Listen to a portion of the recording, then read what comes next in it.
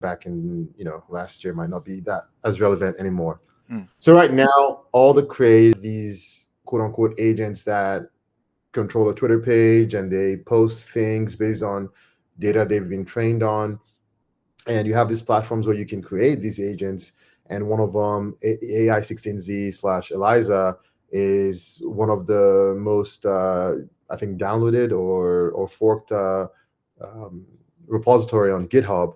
So that's really huge. And as of yesterday, AI16Z, the Solana token, is now the largest market cap Solana meme, quote unquote. So it overtook Bonk yesterday.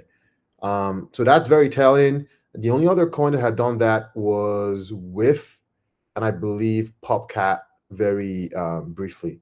Now those two are way below their all time highs, and Bonk is in second place.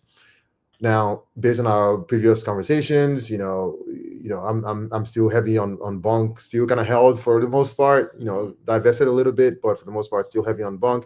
And to the extent that no other token sustainably overtakes it in market cap, I will still heavy. I'll stay heavy on that.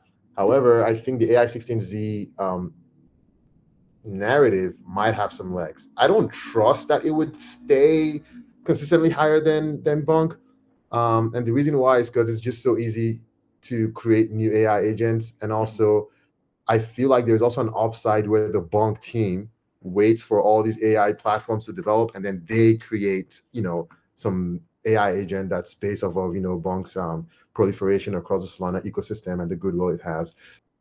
How do you feel about the technology as far, I mean, my cybersecurity brain's always going to be firing off when it Yeah. comes to anything new, like any Mhm. new technology, doesn't matter if it's in crypto or just in life in general. My thing with these AI agents is, first of all, AI, if you use ChatGPT, if you use Gemini, you do start to realize just how dumb AI can be, especially after you start going through multiple iterations of commands and you start asking, like you start iterating and I think it's called once the context of your chat grows, AIs can hallucinate. My Mhm. concern is how long will it take, or are these AI agents susceptible to hallucinations, and like how long does it take for an AI agent to run perfectly well before it starts to make missteps? And I think that that's where, not skepticism, but I think that that's something that needs to be spoken about when we're saying like, hey, do I want to go and interact with this platform? Like how susceptible is it to start doing things that maybe I don't want it to do versus me just put my money into a protocol. Maybe it's not the optimal way for me to see returns, but Mhm. I'm not giving my money over to something that I don't know. I don't feel like these platforms have been properly vetted. Are are you in a position where you're thinking that, throw throw some money at the project and try it out and test it? Yeah, so that's a great question. And my response to that is that we are the frontier of this technology, right? Like 10 years ago, the reason why some people had Bitcoin and others didn't was because some thought there is something here. I'm gonna see what it is, and others thought, hey, this smart contract thing, I'd rather just put my money in a bank where I know I can go pick it up, as opposed to this things that might, contain bugs. And some of them did contain bugs, and you lost money. But for those that didn't, you made it all back, right? And for me, the AI, the experiment around AI agents is is me looking at the technology with optimism and saying, what happens if this thing actually works? I know what the downside is. The downside is I put in 100, $1,000 and I lose it all. But what's the upside? The upside is unlimited, right? With stuff like this. So if I can cap my downside and have an unlimited upside, I'll take that risk. all day, right? Mhm. All I have to do is just like, size it accordingly. So I'm not gonna put I'm not gonna put like over $1,000 in any of these things, right? Like, just enough that if I lost it, it would be tuition. But you almost have to take that risk for you to to even understand what they're good for and which of them works the best, right? Because you can sit back and wait for other people to do that experiment for you and then give you the summary at the end.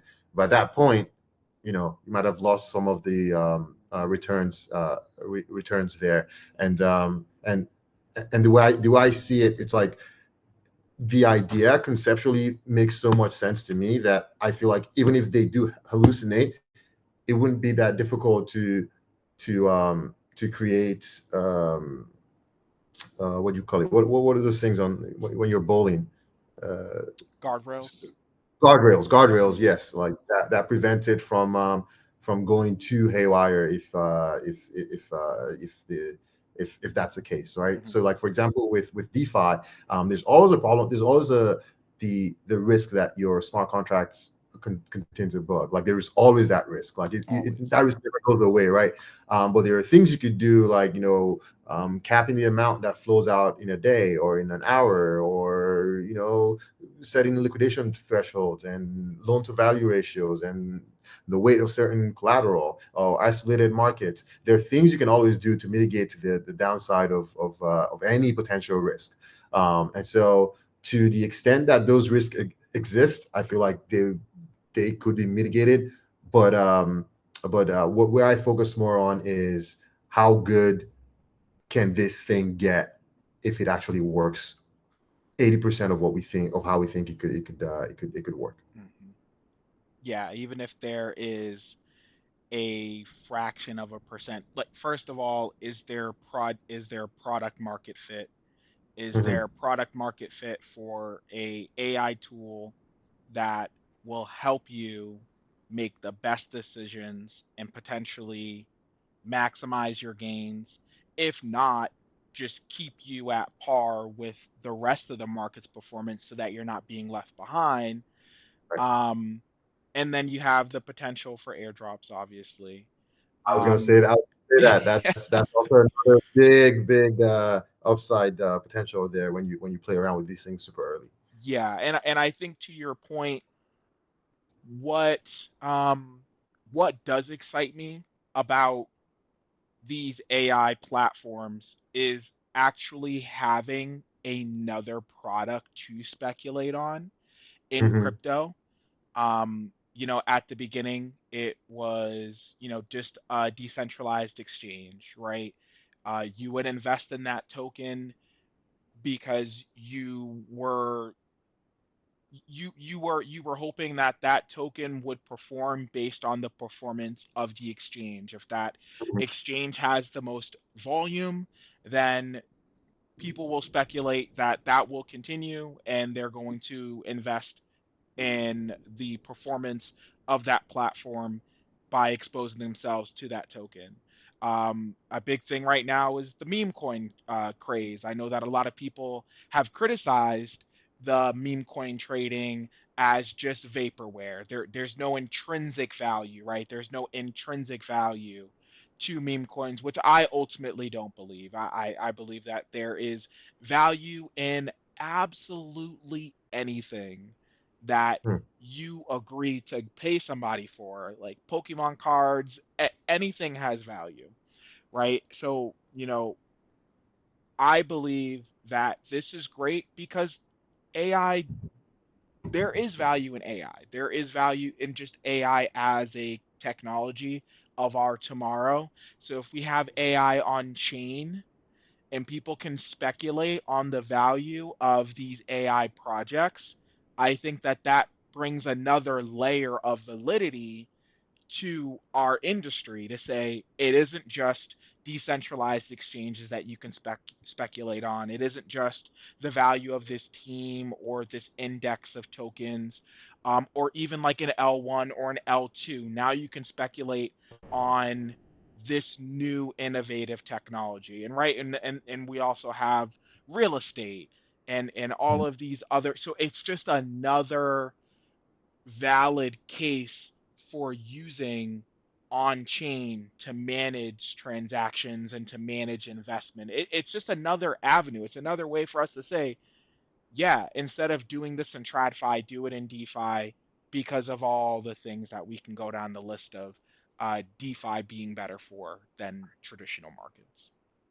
Yeah, and a cool thing about this narrative is that like it is very unique to this cycle, right? Like, so we had the original, when Bitcoin was the 2013 cycle, I think, as well as I guess meme coins, because you consider Dogecoin a meme coin also. Hmm. And then we had the ICOs of 2017 with Ethereum, and then we had NFTs in 2021, and like AI agents seem to be the big net new thing, because we had meme coins last year, but meme coins were not really new, to crypto as of last year. But AI is a net new thing. And also another interesting thing about AI is that there is no easy way to get exposure to AI in traditional markets, right? Like apart from Nvidia, but the open AIs of the world, they're all cloud and whatnot. They're all private companies, right? Like those are all VC backed.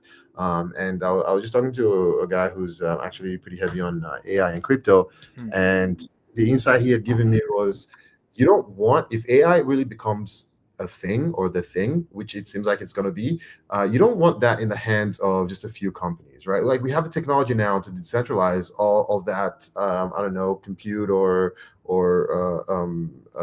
I guess mining power. And if there's a way to use crypto to decentralize that, the concentration of those resources in just one entity, that would be super sweet. Just to go back to your farming idea, that Wayfinder, they give you an opportunity to deposit, in preparation for when they actually release their agents, because the agents are not yet live. So again, just in terms of like farming before things go live, that's not a bad project to throw $10 at or something. Are there any examples that you know of agents that are active right now that people can actually use? I did see one example of one, and they were like, "Oh, our subscription was like $150 a month. Now it's $5,000 a month, and it will never change." And I was like, Oh, okay. No, "What is going on?" I haven't heard that, and I would not be interested in. I would not be interested in that. I think an agent. So the one thing, I might have talked about this with you before. The one thing I would love to do is actually, if there was an agent that could maintain multiple wallets for me, that would mean that I could just do basically like a civil attack on any protocol. Maybe not quite a civil attack, but like I could maintain multiple wallets and just like farm them, just if I wanted to. Yeah. That's one thing I really love to do. And I just don't really have the time, or it's actually kind of hard to manage multiple wallets, because now you gotta have, enough gas fees on all of them and keep track of where all the tokens are. There's some tools like Sonar Watch that helps you keep track. But it's like, why not just tell an agent, hey, I'm doing this on this wallet, replicate this, like here's $1,000, replicate whatever I do on this my main wallet, um, you know, on the other wallets, but just use 1% of the value, right? Like that seems like a very easy thing to do, right? Like, and it's very easy to check that too. So like if you start to hallucinate, then it's like, all right, kill that agent. but but yeah, so that's kind of like what I'm looking for. I'm waiting for the agent where I can tell it, hey, for everything I do on my wallet, replicate it, but at like a percent of the value. Um, and let's see how that goes. Mhm. No, I love it. I love it. I think if there was ever a time where you would get that tool that you're looking for, it'll probably be from the AI agents, Right. where I have no doubt in my mind that there'll be an agent that will help you farm airdrops. That'll be super cool. All right, well, we've gone down the AI rabbit hole, and I'm realizing, Do you remember Lulu.fi? yeah, Lulu.fi? vaguely, but for the audience, tell us what Yeah. So tell us what that is. So, So on Solana, there's this app called Lulu.fi, which basically aggregates all the borrow platforms. You basically put your deposit USDC with them, and they scan through Camino, MarginFi, Drift to see which of them has the highest yield on USDC, and they Hmm. just automatically put your funds in there. Now, this was not possible in Ethereum mainnet because the gas fees might actually eat at the or will definitely eat at the return. So it wasn't worth it to create an app like this.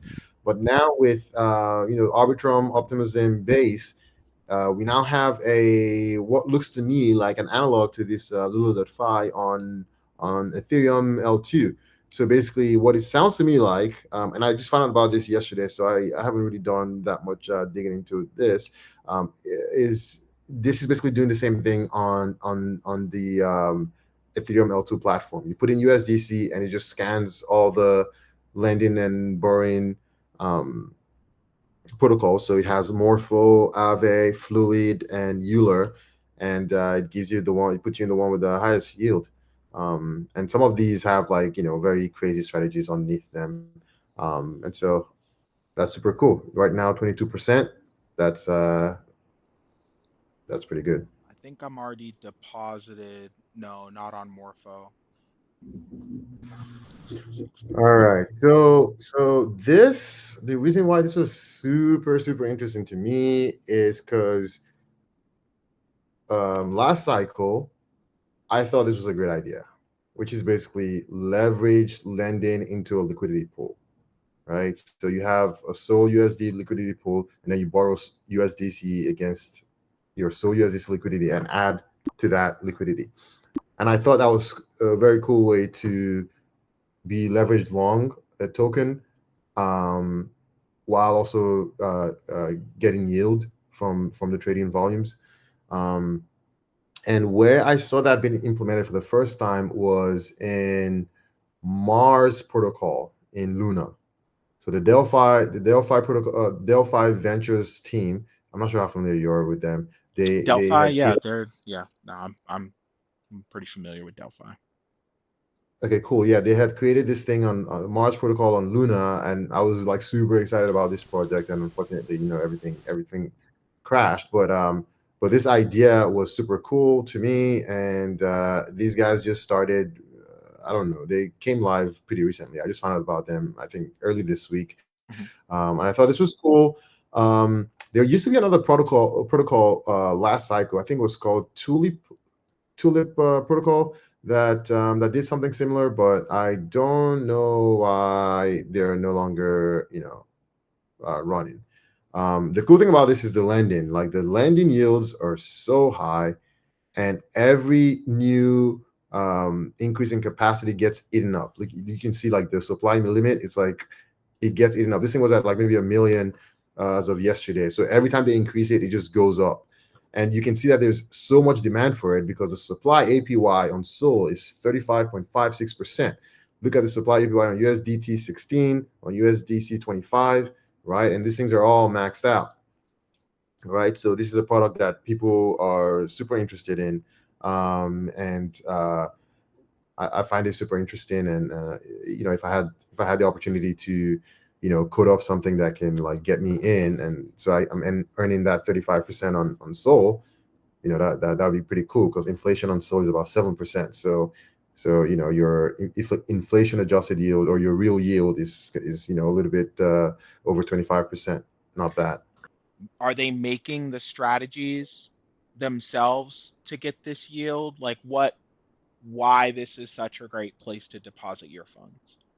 The reason is because the trading pool, the pools that they have, the liquidity pools they have.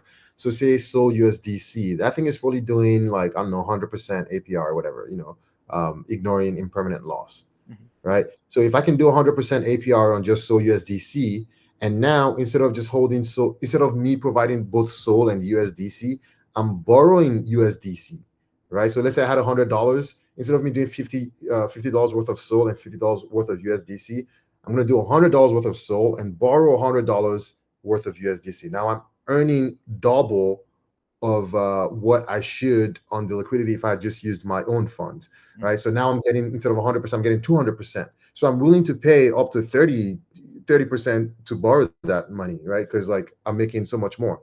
And also, um, the landing pool is limited. You see, there's a supply limit there. Mhm. So because of the supply limit, it means like there's not as much money in there as people want. So they're just going to bid up the borrow rate on these And things. So it like, and at least me personally, I do like seeing, especially with like newer protocols, mm, I do like seeing borrow limits or deposit limits. yeah, Um, just it just makes me feel like they're being responsible. They understand that there are risks involved, especially when you're just bootstrapping a pool and there's low liquidity, so they kind of ramp things up slowly. Again, just good risk management is what I like to see from protocols always. yeah, and we talked about this with Camino earlier when we saw like high yields, and they just consistently grew slowly. Now they're like a behemoth of Solana, but that was over time testing their contracts and making sure there were no bugs, and it's paying off well for them. So I really like this protocol. I don't know if it has staying power. They'll have to do other things because someone like a Camino can easily just add this as a feature to their product, right? So that's another thing. Like with over the years, I'm becoming a very strong Camino bull or big Camino bull because like they now have all the liquidity. So whatever product they spin out, there's going to be demand for it, and they can just suck away the air out of all these other tokens. Oh, sorry, all these other protocols, unless these protocols do something with token farming or airdrops, and that Mhm. that might in the short term boost their liquidity. It looks like Camino's doing very well. Yeah, 2.1 bill. That's, I Camino mean, is doing that's well. great.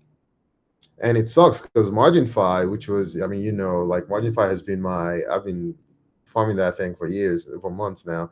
And Mac Brennan, one of the founders, had said that there's going to be three big news in 2025, and he was like, two of them are going to come very soon after the new year. So boy, am I hoping that there's a token or something, a token adjacent thing, or even their yield bearing stable coin. That's something they announced like 6 months ago or even Mhm. more, and they haven't said a word about it. Although I don't think that would be um, that successful anymore because there's just way better stable coins, and that market is getting kind of crowded. But I'm very curious to see what they're going to release. A lot of their releases in the past have just been like super lame, like not interesting for retail. Like they'll be like, "Oh, we have this new like liquidation thing for liquidators." Like I don't, I don't care. That's not putting money in my pocket. It makes the protocol more robust, but it's not exciting for the retail users. Whereas the Caminos of the world are introducing new tokens, new markets, new strategies, and that's super great. Were you here when multiply became a thing? Where you Multiply? could No. click on multiply there. Multiply. Let me see. Oh yeah, Yeah. I was around, but I've Yeah. Okay. never, All right. yeah, like So what so is it? now there's no liquidity. So if you wanted to do this, you couldn't do it because there's no soul to borrow.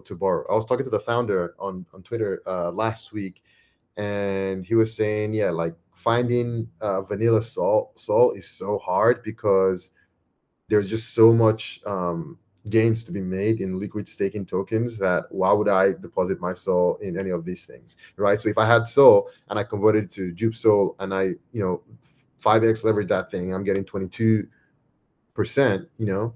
22 up to 27 on or 29 on Bonk Soul. So it's like, why would I hold regular Soul unless I'm trying to borrow against it? And regular Soul gives you the highest LTV. I think you can borrow about 80% of the value of Soul, whereas with the other LSTs, you're getting 65, 75%. What's up So with everybody having their own LST? that's the thing. Remember It's just a Sanctum? Dang. Sanctum was supposed to make that. That was the whole idea behind Sanctum. That Yeah. now anyone can get on LST, and the cool thing is that like these LSTs can work differently. So like for some of them, the rewards go to the validator themselves, and they're, let's say, using it for charity or using it for some good cause. And then for others, it's just going back to the community, or it's an NFT project. So it just gives a way. It enables people to sort of hold on to their principle, and yet support some other third party activity if they so desire, Are or these just even all Sanctum tokens? Like, are these or Bong Soul is, I think Hub Soul is, V Soul I don't think is, M Soul is not, Jupe Soul is, Judo Soul is not, H Soul is, BB Soul is not. So I would say like at least half of them are wow? Chainfoot. What's this guy? So the idea is basically, I don't know if we talked about Thor swap, Thor swap back in the day, which is enables you to swap from one blockchain to another without having to necessarily bridge. And this is basically near doing the same thing. You put in your Bitcoin address and your ETH address, and it goes from native Bitcoin to native ETH. Now, I think when I tried to do this, it didn't work. Like it just was showing me, it wasn't showing me the right things. So I'm not going to talk too much about it. But like the idea is pretty cool. Because again, going back to the why am I not on base? Because I don't want to be moving. Like it's so difficult to move, assets from one place to another. Not so difficult, but it's just like a little bit time consuming. So Mhm. stuff like this makes it a little bit less laborious, I guess. It is. It is still tough. I mean, you've got to have a good reason to bridge. I mean, Right. for me it was just getting out of the tribalism for Ethereum. That was a good motivator. Mhm.